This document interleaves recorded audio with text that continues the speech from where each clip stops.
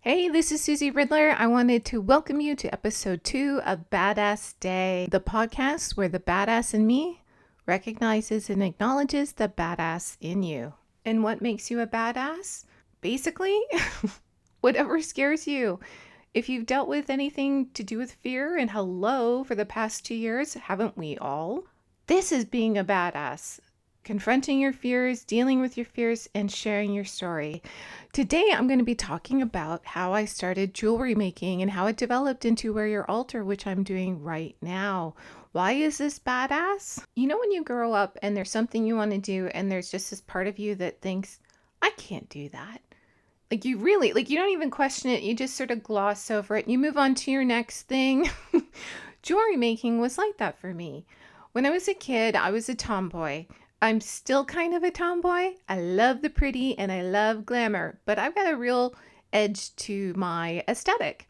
So when I was a kid, you could see me in photos. Like my mom would try and put me in this pretty white dress and everything, and I'd be running around with a laser gun, at least a laser gun, if not other weapons. Yes, that was me as a kid. So the one thing I did like as a tomboy, I actually really loved jewelry, and our mom had a fantastic collection of costume jewelry. So I would actually get myself dressed up, especially for Halloween, and put on her costume jewelry and feel fabulous. So I inherited this love of jewelry and glamour through our mom. It was the one thing that, I was okay being girly about. And I carried that with me for most of my life. I remember going down to the beaches in Toronto with a couple of friends, and we discovered sea glass. Well, that's what you call it, even though it's just Lake Ontario. Broken pieces of glass that have been smoothed over through the water and through time. And I wanted to turn it into a pendant. Now, this is a long time ago. I won't say how long ago, but there was no YouTube. There was no nothing like that. I didn't know what the hell I was doing. But I really wanted to try. I really thought, God, this is something special. This is something magical. This is something I could do. I went home with my piece of sea glass, and the gauge of wire we had, it was so thin, so fine, looked terrible, wasn't strong enough. And then I didn't have wire cutters. I just didn't know what I was doing. And I just abandoned it. I was like, well, clearly I have no idea how to do this, and so it's not for me. Where do we get this idea that creativity is supposed to be innate and natural? I don't understand. Well, that being said, when I did take dance classes, I did take to it quite quickly. When it came to doing physical things, I actually was quite good. I guess I had a little bit of a natural knack for it. So when I thought I should have this skill naturally and I didn't, I just abandoned it, and I was so devastated. I was like, well, clearly I'm never going to know how to do this, right? Back then people didn't have wire wrapping classes. They didn't teach you how to do this stuff. Then a friend of our sister Jamie took us to Spadina to this jewelry making supply store, which the last time I lived in Toronto still existed. And it was so magical to go in there and to see. It's like, it was magical. I loved magic as a kid, not just natural magic, but like magic tricks. And it was getting to see all the props behind the curtain, how you actually made things, like what findings are. No, I had no idea about the term findings back then either. But basically, she showed how you could buy a finished chain and then showed me how to add a charm to that chain. I wore it forever. It was a little book, and it just said my stories, and it opened up, and it was a bit of a locket. And of course, I didn't put anything in it because it was symbolic. And wow, I was like, oh my God, this is amazing. This gets me one step closer to learning how to make my own jewelry. And then I moved on with my life and did other things. Sometimes interest wanes, and this happens to me a lot with jewelry making, and I'll get more into that in a bit. But I focused on getting my degree in English and creative writing. I went into publishing. When I got sick, I moved to Vancouver. And where I lived in Vancouver was South Van.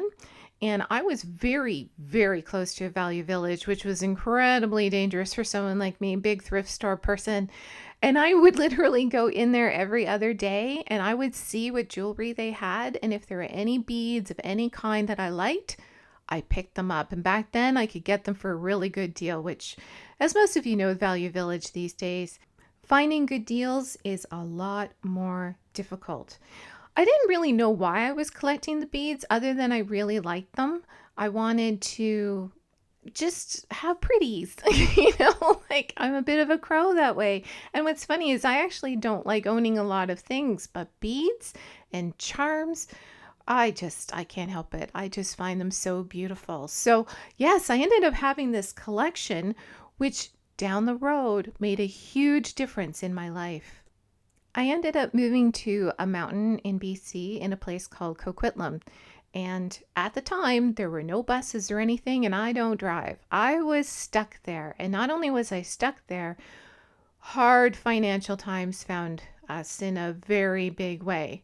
So much so, I basically tried to sell anything that I owned, from CDs, movies, clothing, anything I had, I tried to sell to make money to get by. And when that ran out, I realized, holy crap, I got to get creative because we need to eat. I had no training at all in jewelry making. I didn't know what I was doing. Like I said, there was no real YouTube on learning how to make anything. So I kind of had to make it up on my own. I did get books out of the library. I'd go to the library once a week. I was on the most intense spiritual and healing journey of my life at the time too. So even though I had these books on the basics of jewelry making, that wasn't really my focus. Here I was on a mountain in BC, surrounded by natural elements, all this power. And I was like, how can I harness this? What can I do? How can I be different too? So thank God for eBay. Anyone remember when people actually sold stuff on eBay, like whether it was their clothes or whatever?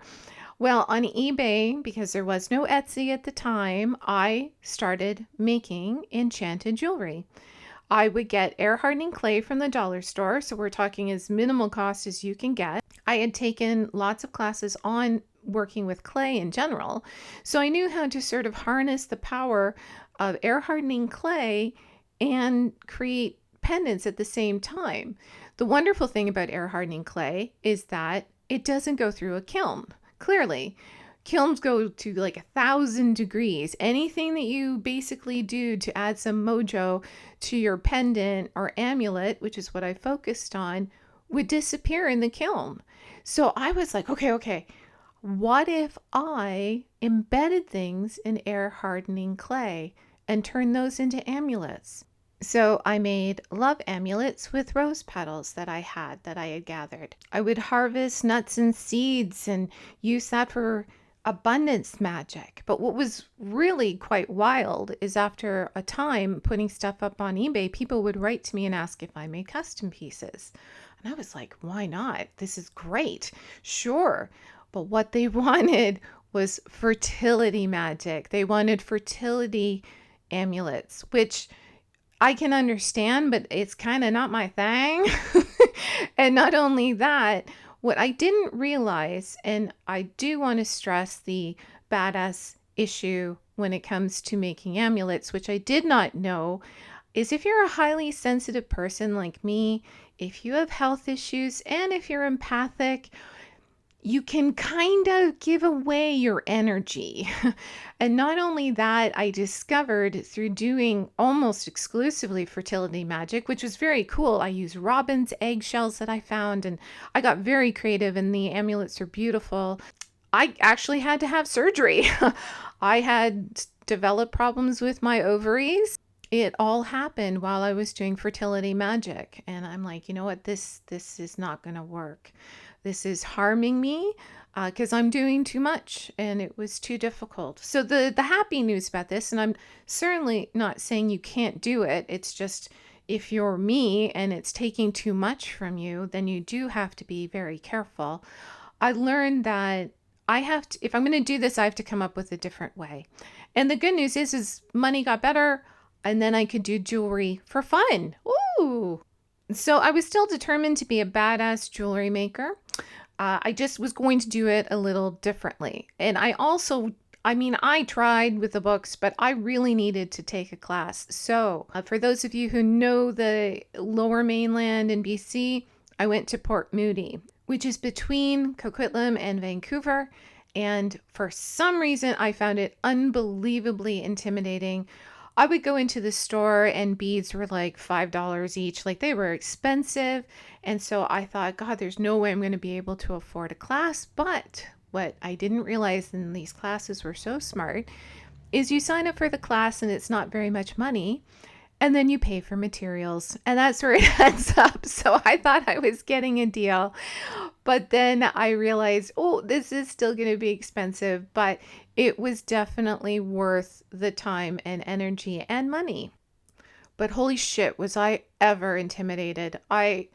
I just felt sick going into that class because I just knew nothing. I felt really stupid, and I do not like feeling stupid. I'm one of these people who, if I want to learn something, I will overlearn it. My typing class, I actually taught myself how to type the summer before we had typing class because I was determined not to fail.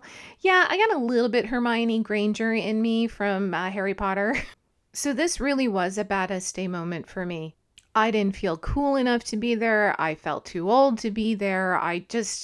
All the insecurities inside me perkled up. And when that happens, I go, you know what? Then I have to do it. I'm not going to let anyone intimidate me into not learning what I want to learn. So I went.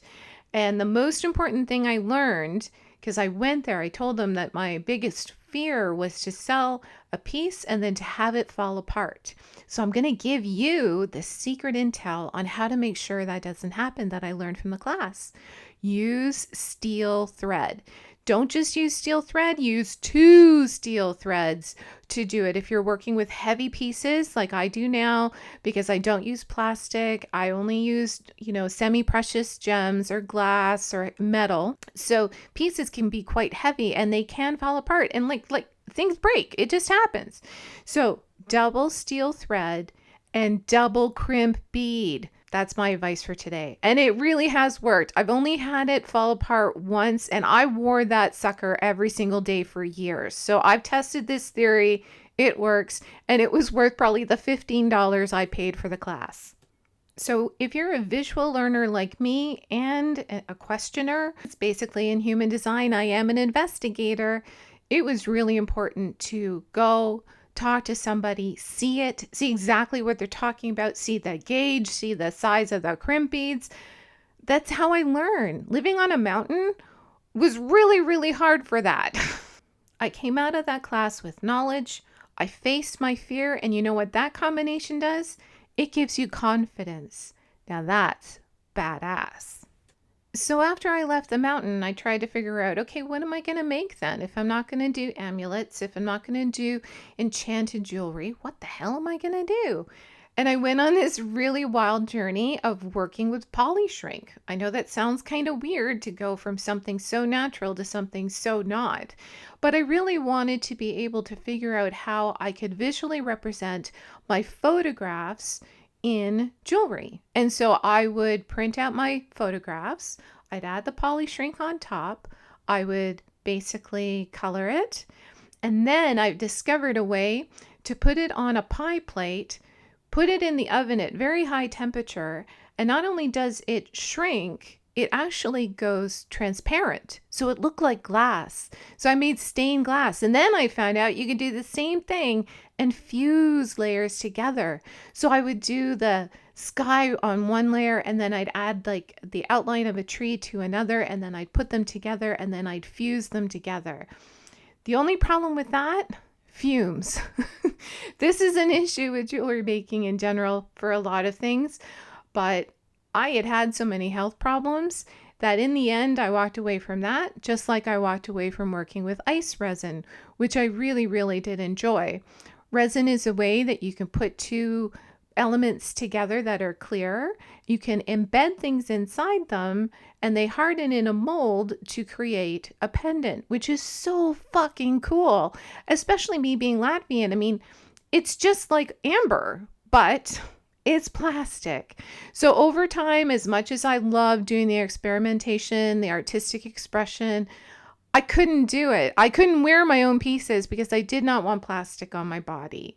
So it was a very cool artistic phase of my life in jewelry making. I did have to walk away from it for my health in general. But again, just for me trying, hello, Badasste. While I was living on Vancouver Island, I actually hired a woman to come to my place and to show me how to do silversmithing. So yes, I decided to go from working with plastic to try to work with metal and silversmithing in particular. She tried to teach me online and I'm like, lady, there is no way I'm going to understand any of this without actually seeing and doing it myself. And there were no classes there back then. So I hired her to come to my house and to show me. Well, that was very, very frustrating. Turns out I have absolutely no hand strength whatsoever for doing this kind of work. And she even got frustrated and took stuff away from me and did it herself and was showing me. And that was when I realized, okay, again, silversmithing, not my thing. Talk about frustrating, but if you're going to be a badass, you have to be okay with walking away from things that are not right for you. And when I was doing it, I'm like, there's no way. This is just going to kill me. It's not my path. So what is my path?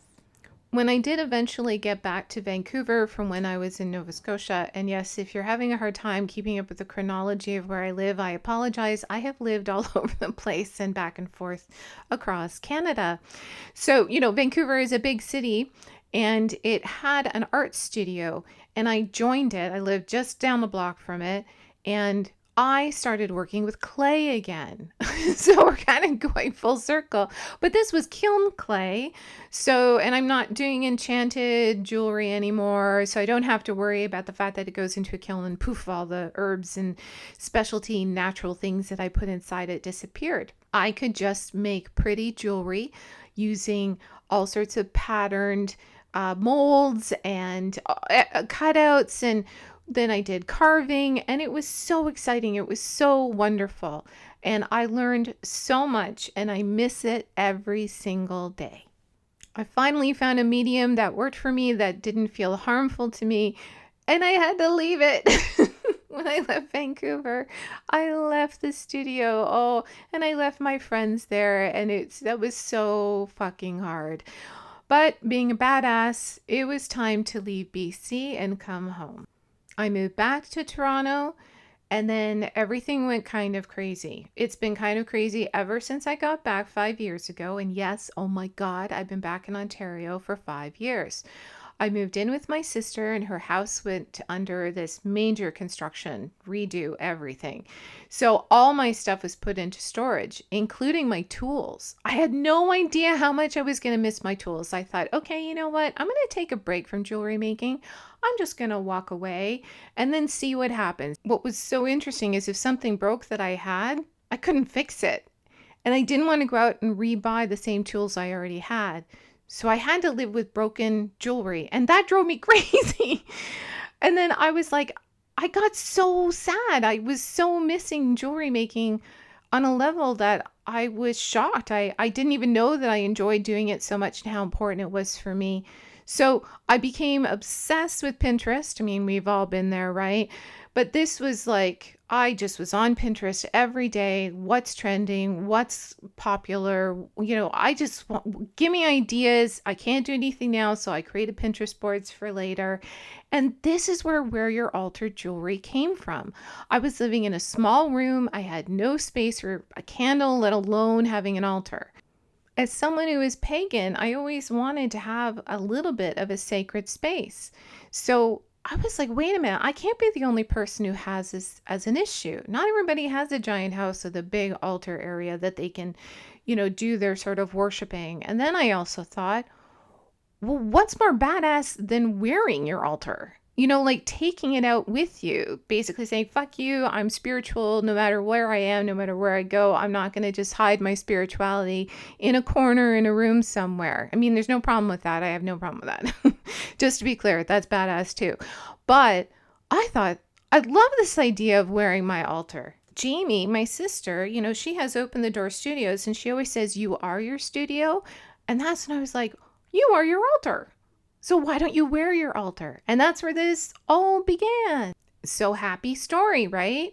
Well, then the pandemic happened. I finally had my own space where I could work on jewelry making, and the pandemic happened. Oh my God. So, other than buying online, and some things took 6 to 8 months to show up because of the pandemic, I didn't have any way of getting anything. And I ended up deciding to leave Toronto for many different reasons. And maybe I'll do a podcast on that one day because that was a very badass decision for me to make. I moved to Kitchener, and I do have one store that I go to, and I can get all sorts of semi-precious stones and crystals. This works on many levels for me. Number one, I always care about high quality, healthy products that people can wear. But number two, the magic isn't necessarily coming from me. The magic is coming from nature, completely from nature. Like I put things in my window so that moonlight, cleanses it and blesses it and charges it. And I do all that sort of stuff. But doing wear your altar jewelry with crystals and semi-precious stones means that the magic isn't necessarily just coming from me. Of course, I'm in every piece. I can't help it. It's just a part of who I am, and that's a good thing. But what's even better is it's not coming from my fucking ovaries. So recently I reopened my Etsy store. It'd pretty much been closed for an entire year because I was struggling with what I wanted to do with my store. I want to say that it's been very scary to reopen it. Anytime you're an entrepreneur and you put yourself out there, there is a chance you're going to fail, that no one's going to buy anything. So yeah, that worries me. That's scary, and that's badass. That's part of why I'm doing it. If it was easy, I wouldn't be interested. Let's be honest. It's just not who I am. I'm also going out on photo shoots by myself into like little parks. I'm coming up with my own brand of jewelry style. I did a TikTok and reel about it. My brand is nature, the power of nature. It makes sense to go out into nature and do photographs outside. It's part of my brand. It's part of who I am. And I mean, talk about adding extra magic to the piece. Doing reels and TikToks, it's not easy for me to be on camera. I'm not exactly somebody who enjoys doing that, but I want to put myself out there, and I want to be brave, and I want to be able to share my story and to share why it is I do my photography the way I do. I create my own jewelry busts. Part of why I did that is I bought a whole bunch and they were all super tiny and they don't work. I invest in fancy jewelry busts, but most necklaces are kind of long. So I did a reel on how you can go to the dollar store and get Bristol board and get a marker and basically cut up your own jewelry bust and take it out with you wherever you go. And then it's as long as you need it to be, and then it's artistic. And you know what? It's unique. It's your own special style, which I think is incredibly badass. The important thing in taking on any sort of creative endeavor, especially if you're trying to sell what it is that you're making, is to be brave and to believe that there are people out there who are going to like your style. And that's okay. It's okay if you fail too, right? I end up with my own jewelry. I found a whole bunch of jewelry I didn't sell last year on my big birthday auction. And I'm like, great, I got all this beautiful stuff to wear. You can't really lose. And I've also decided to create my own line of Badasste jewelry. I want to share and showcase bravery. And for me, a lot of that will be the gothic element, skulls and bats and anything to do with being courageous, because we deserve to feel good about the scary things that we have faced. So there you go. That's the story of the evolution of Wear Your Altar jewelry, which I hope you could see was a very brave, badass, and beautiful endeavor that I took on. I hope you enjoyed this episode. Next episode of Badasste is going to be a reunion between me and my sister Shannon for Hex Sisterhood of the Supernatural, where we talk about supernatural television. Shannon and I will be discussing the last episode of Supernatural, amongst other television shows that we used to talk about during our podcast. This is what we used to do. Oh God, it was like 10 years ago that we had this podcast before most people even knew what a podcast was. If you're interested in asking some questions or wanting to be interviewed for my podcast, Please write to me at badassdaypodcast@gmail.com. Leave a comment and make sure to subscribe so you never miss an episode of Badass Day. Thank you for listening, and I just want to say I do see the badass in you, and there are no small courageous moments. May you have a badass day.